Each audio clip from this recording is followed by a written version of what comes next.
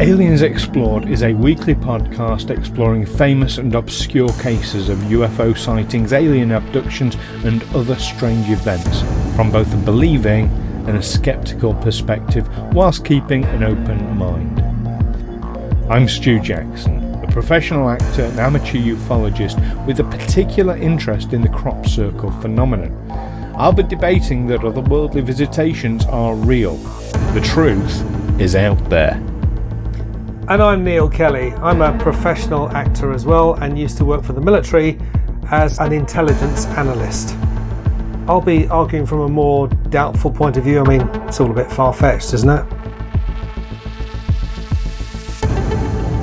On April 17th, way back in 1897, according to locals, an unidentified flying object crashed onto a property near Aurora in Texas. This resulted in the fatality of the pilot, who it was claimed was not of this world. He was then buried in the Aurora cemetery. But what really happened? Was it an otherworldly being, or was it just misunderstood? Join myself and Neil as we discuss the Aurora, Texas UFO incident here on Aliens Explored.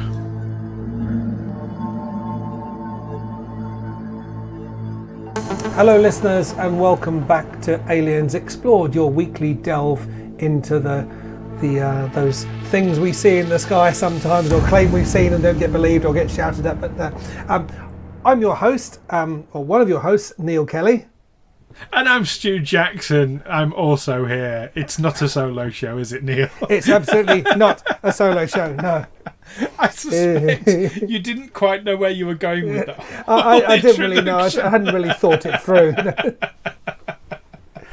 Well, we've been doing enough of these now. We should, yeah. We should, yeah. I thought, shall I try something new, shan't I? You know, and I remember one time I was in bed with my girlfriend, and she had her back to me, and I went to call her darling, and then sort of halfway through, as I opened my mouth, I changed it to babe, and I ended up calling her Dave, and she spun around like she had an electric shock. She turned over and said, "Who's Dave? Who's Dave?"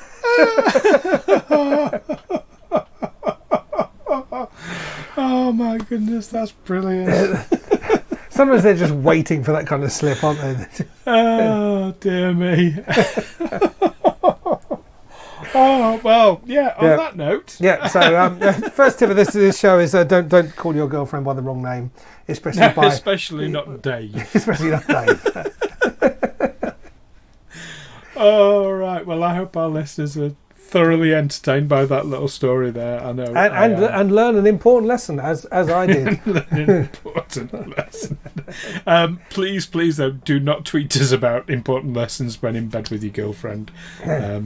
We don't need to hear that kind of thing. But so moving. Do you know what? I normally like to segue from one subject to another. When we're talking about this, I don't really think there's not an easy segue there. So let's get straight to it. This week we're going to be talking about the Aurora, Texas UFO incident. We are, yes. So this is back. Well, it's over 100 years old now. April the 17th, 1897. Yes, indeed. So pretty much the Wild West, and I've seen Western set more recently than that. Well, I think of it as kind of the Wild West, but I mean, I don't know if our image of the Wild West is different with us being British and in Britain. But perhaps our listeners can correct us if we get it wrong, and it's nothing like the Wild West at all. Well, it's only 100 years old. I knew someone when I was in the army whose dad was the Western novel writer J.T. Edson, who wrote a whole string of pulp Western novels in the 70s and 80s. I thought, yeah, but he's from Derbyshire in England. What does he know about the Wild West? Well, actually, he knows as much about the Wild West as anyone, because the John Wayne Wild West is largely a fictional creation. And why would he know any less than someone living in, say, New York or Los Angeles? What do they know about life down on the plains of Texas? And also the people who who were in the Wild West, came over from mostly the UK anyway. So they were us a couple especially hundred years ago. when Ireland was still part of the UK, the British Empire. Right. So 1897, Wild West. This is a UFO crash on a farm. Similar to the more famous Roswell UFO incident, in which is claimed to have resulted in the fatality of the pilot, but instead of being taken away and dissected, he was given a decent burial. Yes, I need to say so. I made an error when I gave the description of this episode coming up. I think I said very, very wrongly that the pilot lived amongst the townsfolk. Yes, for you a did, period of time. because I was looking for that. I thought, I've got the wrong Aurora, Texas UFO incident. My bad. No, I've no idea where I got that from. No. Probably an episode of Doctor Who. I don't know. Cowboys and Aliens. Yeah. So I apologise to listeners if I've misled or anything like that. It wasn't intentional. It was just me misremembering. Yeah. Now, in little I knew. In 1897, the only kind of flying vehicle that folks would have seen of terrestrial origin would have been a balloon, or a dirigible, a steerable balloon. A Zeppelin. An airship. An airship. Yeah. And this was described as an airship by many, because we would probably use the term aircraft. But airship was probably just a thing that people could relate to. It's flying up in the sky. It's artificially made. It's not a natural thing. It must be an airship. Well, I remember my dad telling me about when he was a kid, and the Hindenburg Zeppelin flew over in the 1930s, and he said it sort of came over the house, and it just kept coming and coming and coming, like at the start of the first Star Wars movie. This giant spacecraft is just coming and coming and coming. So an enormous thing, hundreds of feet long. But I've seen pictures of much smaller dirigibles, where there's just like a single. I think one that actually has like a bicycle hanging underneath it, and the pilot sits on a saddle and steers it with handlebars. Really, but still, obviously, quite a big balloon in order to be able to lift the weight of a human being. Absolutely, and on top of that, let's not forget airships at that time. Whilst they exist, they were very rare. This was not a normal. Everyday occurrence seeing one. No, they were very rare things. There weren't many of them around. When you see them, you see the size of them. It's an amazing undertaking to build something like that. Would they have been flying transatlantic by that stage? I honestly don't know. I can't imagine it, but maybe a few decades away. I don't know. Actually, I should look this up. When was the first airship? Let me look it up now. Well, whilst you're looking that up, to give our listeners a bit of background about the story. So, this was reported in a newspaper, the Dallas Morning News, a couple of days later, that this UFO was said to have hit a windmill. I don't know if it was a farm. You said a farm. I don't know if it was a farm, but it was certainly on the property of one Judge J.S. Proctor. Round about 6 a.m., which caused it to crash. The pilot was described as being not of this world.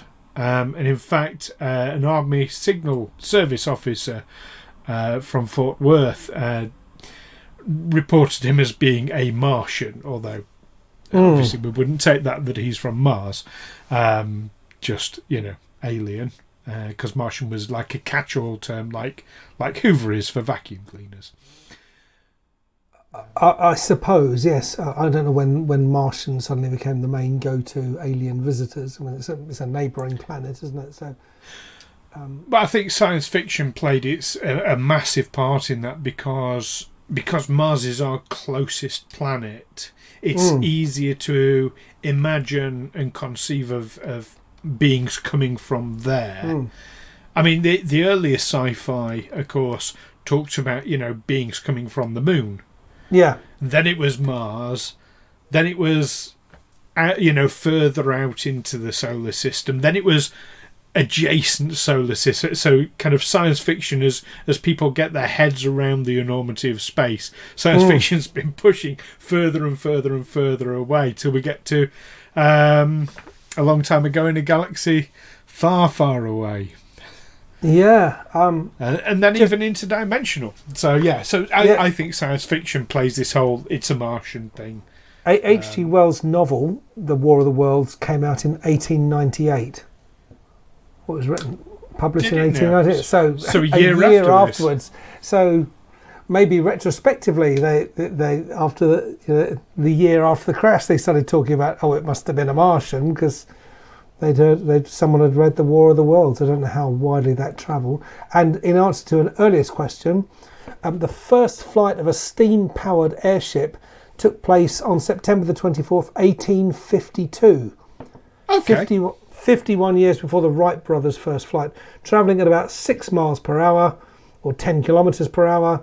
Giffard travelled almost 17 miles, 27 kilometres, from the Paris race court to Elancourt near Trappes. Right. So they definitely were powered, steerable airships. Yeah. I think that's perfectly reasonable to say that they were around. That does mean, however, that this predates the Wright brothers. By some years, by 4 years. So I can imagine the people of Aurora, Texas, might have, as you said, airships and balloons are probably fairly rare. I mean, people go hot air ballooning today, these days, when it's obviously much safer, but it's a rare sight, isn't it, to see a balloon in the sky? It's not often. You actually need very rarely calm conditions to fly a balloon. Really low, even though they rely on wind. I never knew how you steer a balloon, and the way you do it, apparently, is because the wind isn't blowing in the same direction at all altitudes, because it'll go into convection. So at a certain altitude, it might be blowing north to south, but then it'll convect, and further higher up, it'll be going south to north. So you can travel a certain distance going south, and then if you want to go back the way you came, you just go up a way until the wind starts taking you in the other direction. Yeah. But it's not really accurate. So the first airship was in 1852. The Imperial German Navy ordered its first Zeppelin, much larger version, in 1912. I'm going to put us. We're famous for our digressions, but this is perhaps going a bit far away from the actual event. Right, our listeners tuned in to hear. We are good, but I was just establishing what kind of craft were possibly around that could have been of terrestrial origin that would have crashed into this windmill.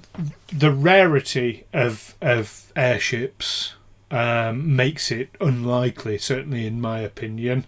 Add to that as well, an airship crash. Well, there would have been records of an airship flight their range wasn't that great, not at that time at least.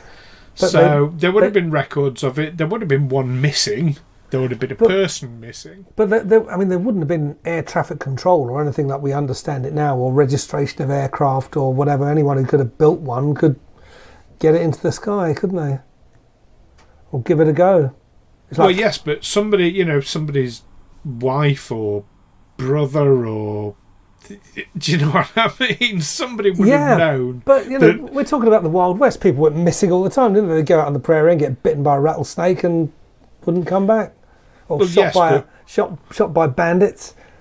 But with an airship makes it more of a unique event. And indeed, whenever there's new technology, people revel in finding problems with it, with finding, look how dangerous it is.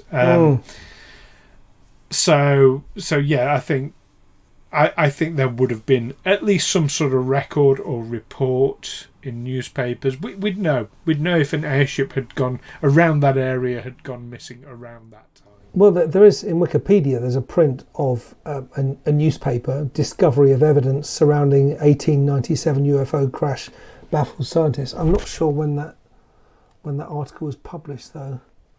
That was much more recent, that newspaper clipping. It is quite a recent development. So what's happened? I mean, you were right in what you said, that they discovered a body in the crash. Some have said very heavily disfigured body, which again doesn't suggest airship to me, because you're talking about a low speed crash for a start, and it was described as going quite low speed, maybe 10-12 kilometres an hour when it crashed into which is airship speed. Which is airship speed, absolutely. But you're talking a relatively low height for an airship. You're talking a low speed impact. So in the crash, why would a person be... I mean, I can understand how they would be killed, but to be heavily disfigured to the point they look like they're from another planet? There's no mention of an explosion, is there? If the gas in the balloon had ignited somehow. No, no mention of an explosion at all. But the body of the pilot was buried in Aurora Cemetery. There was a marker stone with a UFO carved on it. In fact, because they didn't know his name. They called him Ned, but of course they didn't know his name. So again, there's no identifying materials on him. There's no paperwork. It's all sounding a bit odd to me. It is a bit odd. And also they were talking about the debris from the crash, which doesn't mention anything that's like a balloon. It looks like it was made of metal. Well, now there's some really interesting things about the debris. So what happened was the debris was basically dumped into a nearby well underneath this damaged windmill. Why would you do that? You've got a crashed vehicle of some kind. Why would you throw it down your well? It was making people ill, apparently. So you'll add it to the water supply.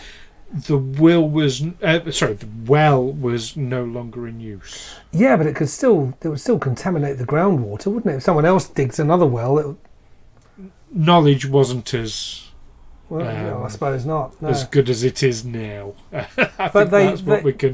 They figured out that something about it was making people ill. Yes. Or a bit like in witchcraft in the 17th century in England, people become ill, or someone's lettuces get eaten by slugs, so they think this is witchcraft. There's a witch, or someone trips over a carpet. The witch. Yeah. So maybe people became ill with something, and they said, "Oh, it must be something to do with that craft that crashed." Because what else would it be? Exactly. There's some of the metal is also buried with the pilot, and there's an interesting sort of side to that, where for a long time it was showing up with metal detectors. It was clear, metal detectors were going off when over this area. Then some years ago, the headstone goes missing, which happens, and you can imagine like someone wanting some sort of UFO souvenir or something.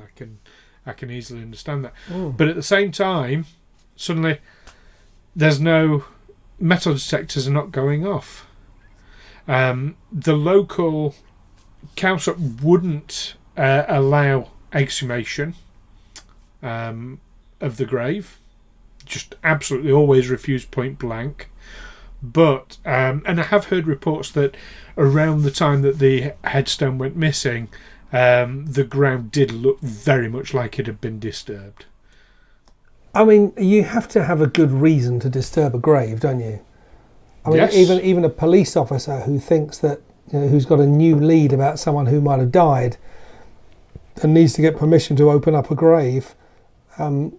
It's not easy to come by. There's a lot of resistance to that. Yes, and I can understand why. But it sounds to me like with the disturbed earth, with the headstone going missing, with the metal detectors no longer registering anything, it sounds to me like something was removed there discreetly. And removed from the cemetery. Yeah, you instantly think government. But you also think, well, it's quite an old grave. But no, they have to be really old, don't they, before they say, well, okay, we can start putting fresh ones in the ground there. We're running out of space. I don't imagine they run out of space as quickly in Texas as they do in London. No, and indeed there's still a marker, so they've put a stone down to mark the location, so they're kind of keeping the grave going, as it were.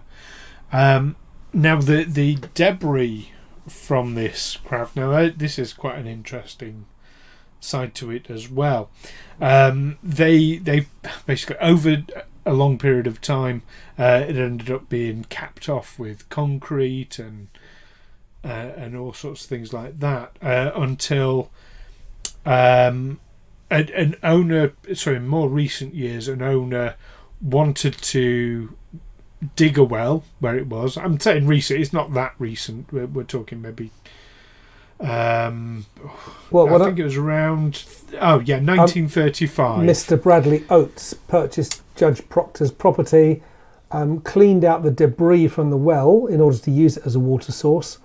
Later developed an extremely severe case of arthritis, which he claimed to be the result of contaminated water from the wreckage dumped in the well. So by that time, maybe people had gotten the idea that you don't dump things in your water supply.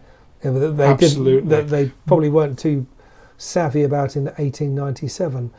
So Oates sealed up the well again with a concrete slab and actually placed an outbuilding atop it. According to the slab, this was done in 1945. Exactly. But now, also saying about the debris, they put debris in the well, but there was also some of the debris went in with the alien in the grave. That's what I was saying. That was registering by a metal detector, and then it disappeared. Yeah. At the same time that the ground was disturbed and the headstone went missing. That is odd. I think the government took it personally.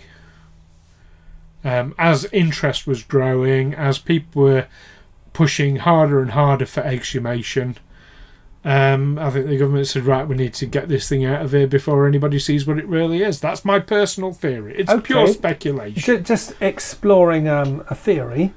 Yeah. Or exploring the limits of my scientific knowledge as to what a balloon would have been made of in those days. Was there a fabric that had metallic qualities to it in order to... Obviously, it's got to be sealed, hasn't it? It can't be a porous fabric. The gas bags. I can't speak for airships, but I actually know a little bit about hot air balloons. So, okay. So to digress slightly into my history, I used to work for a car manufacturer who expanded quite dramatically back in the early 2000s. And at the same time, a company up the road in Bristol, in the UK, had just closed up shop, a company making hot air balloons, and they needed people who could operate sewing machines and stitch fabrics. So we actually brought in a lot of stuff. My job was as training manager of the site, so I had to sort of induct everyone. Anyway, that's beside the point. But because of that, I can tell you that hot air balloons are made from silk. Right. Nothing metallic about them at all. And it presumably has to be treated with something to... Does the silk have to be treated, or is it airtight enough? It's airtight enough, apparently. I mean, I think it depends on the grade of silk, and obviously, you don't just get cotton. You can get cotton in different thicknesses and what have you. It's the same for silk. But where an airship or dirigible is different from a balloon is that a balloon, that is the balloon, isn't it? It's a big bag, and you fill it with hot air, and that lifts you into the air. Whereas if you look at something like, look at a Zeppelin, I'll say it because people know what a Zeppelin looks like. When you're looking at that long silver body of the Zeppelin, that's not a balloon, that's a lightweight container which is full of balloons, full of gas Yes. bags, all separate, so that it's not just one big balloon. There is a structure to it. There's a structure now, which is made of metal. It's made of metal in more recent times, Mm. because we've managed to create alloys like aluminium, which are or aluminum for our American friends. Which apparently is the more correct way of saying it. It really isn't. There's an extra I in there that's being ignored, and No, for me it's, it's aluminium. But anyway, we're not going to go down that route today. But yeah, I don't know if they would use balsa wood in the early Zeppelins and airships. Would they? I don't know. Again, I'm purely speculating here. I mean, balsa wood's great for model aircraft because it's light, but it's also quite fragile, isn't it? It wouldn't carry a human being. That's true, but then it's not just the balsa, is it? It's providing basically a structure for the bag of air, bag of helium, in this case, or hydrogen, wasn't it? The early ones, of course. So it's just providing a frame rather than actually, supposed to be. Yeah, they call it rigid, but yeah. It would have been interesting rigid, you say about the metal though, because the debris that they found was mostly aluminium. Yeah. But with compounds with what's the name? Elements that were unknown at the time. I No, mean, they might now. be even, but they haven't got the debris now, have they? They can't examine it and haven't had it since. Debris was definitely taken. Water from the well has been tested, so I've got that. Which tested normal except for large amounts of aluminium. Apart from that, it had no significant contents. So if, again, testing the knowledge of my science, if aluminium in a well can contaminate the water, does that mean that the aluminium biodegrades? I mean, could it rust away? Could it rust away to nothing and show no trace to a metal detector? I'm not a metallurgist.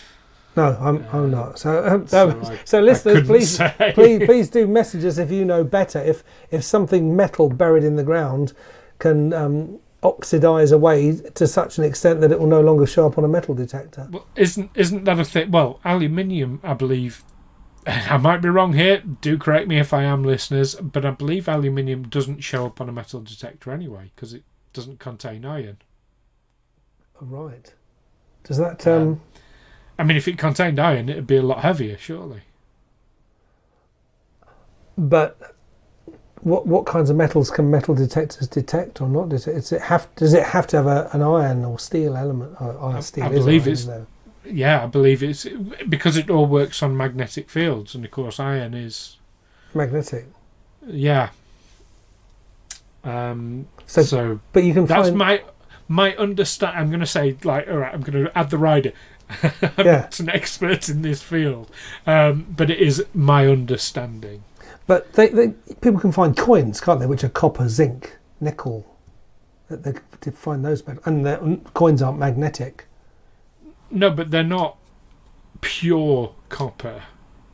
No, I say that zinc and nickel and things like that. In them, they're usually and they're not pure zinc either. They're not pure nickel. They're compounds. They're alloys. That just contain quantities of these, and they all contain iron. Do they? Oh yes. Yeah. I mean, iron's probably one of the most common metals on the planet. So it can even. I mean, if you take your medieval money, which would be pure silver, or as pure as silver it can get, it can't be 100% pure. Is it 94 point something? There's usually a stamp with a number on something made of silver, and it's 9 something, which indicates the number of parts per thousand that are pure silver, and you can't get 100%. It's not. Well, I think pure silver, pure gold are very soft. Yeah, but you pretty much can't get pure silver. If you bought something that was solid silver, it would have that stamp on it with a 3-digit number starting with a 9, which would indicate the number of parts per 1,000 that are silver. So it's almost 100%, but it's not quite 100%. But I've forgotten what the exact number is. Again, listeners.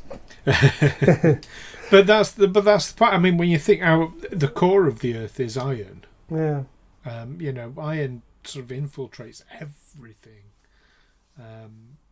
So there's that. But yes, I've got the link that the landowner during an investigation done by UFO hunters. Yes. So they did a television program in 2008 about this very subject. The landowner gave them pieces of metal that contained mostly aluminium and an unknown element. Now there've been a number of investigations into this, isn't there? There's a program called the UFO Files. Mm-hmm. So this is quite confusing. December the 19th, 2005, UFO Files first aired an episode related to this incident titled Texas Roswell. The episode featured a 1973 investigation led by Bill Case, an aviation writer for the Dallas Times-Herald, and the Texas State Director of Mutual UFO Network, or MUFON. Most of our listeners will be very familiar with MUFON, of course. Of course, yes. And MUFON uncovered 2 new eyewitnesses, and Mary Evans, who was 15 at the time. Her parents forbade her from going to the crash, but she snuck along later. And Charlie Stevens, who was age 10, told her he saw the airship trailing smoke as it headed north toward Aurora. He wanted to see what happened, but his father made him finish his chores. There you go. So, I mean, that again, so if it's trailing smoke, that doesn't sound like an airship. Airships don't trail smoke. Well, if it had a steam engine, it would. Yes, I mean, airships have motors, don't they? Yeah. Steam, yes. Well, and smoke from the whatever furnace is powering the steam engine.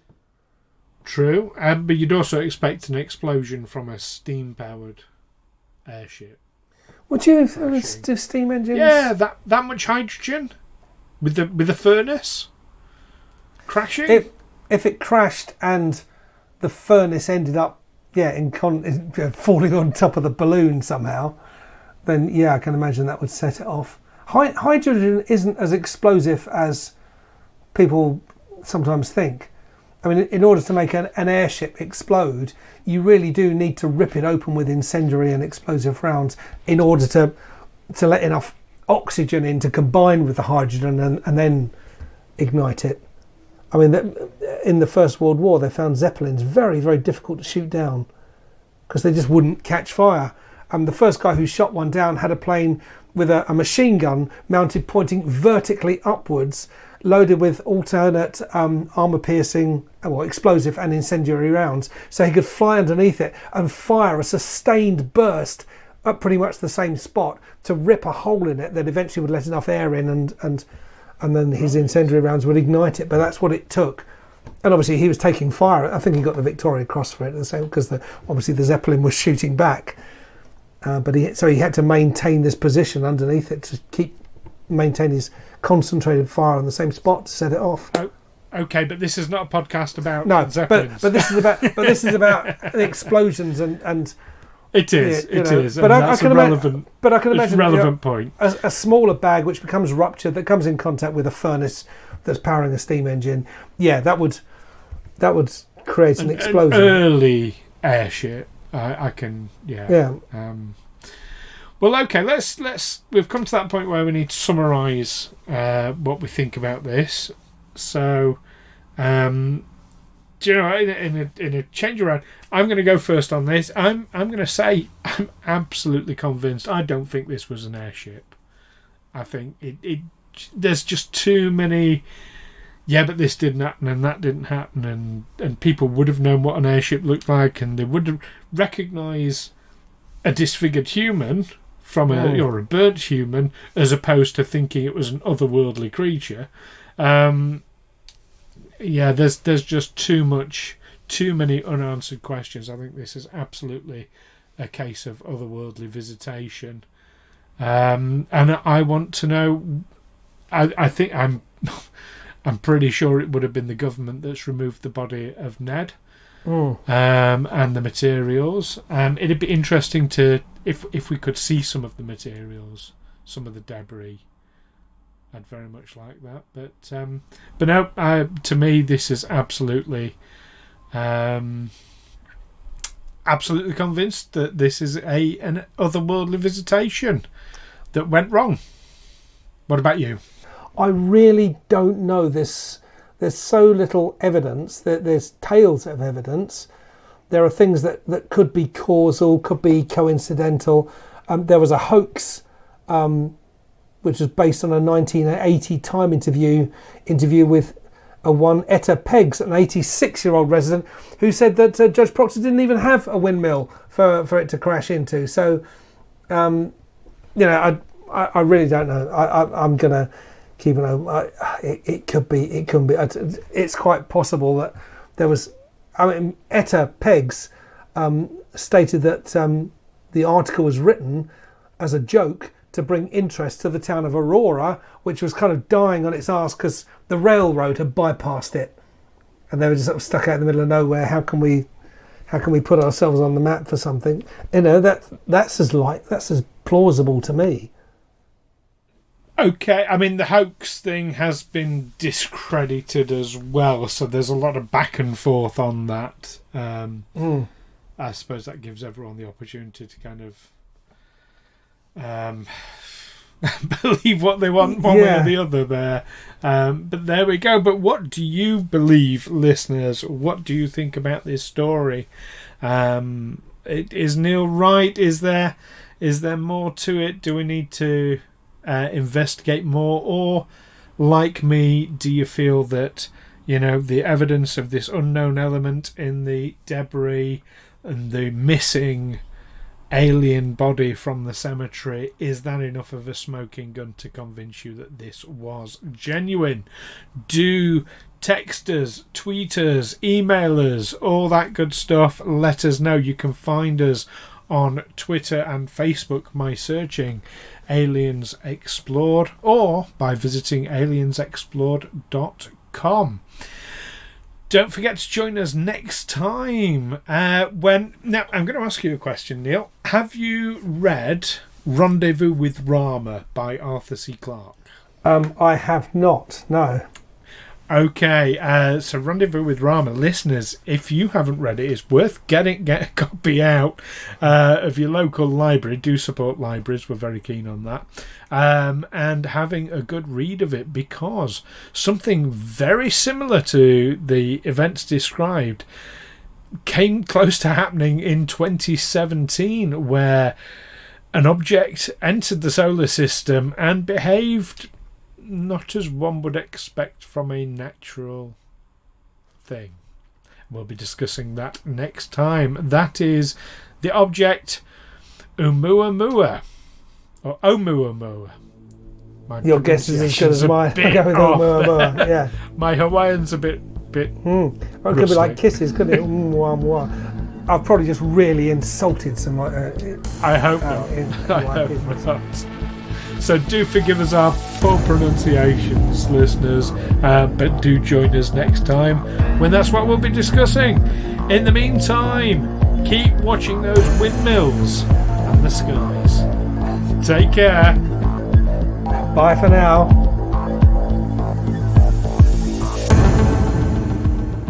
Aliens Explored is a Feagle Films production in association with Juicy Falls.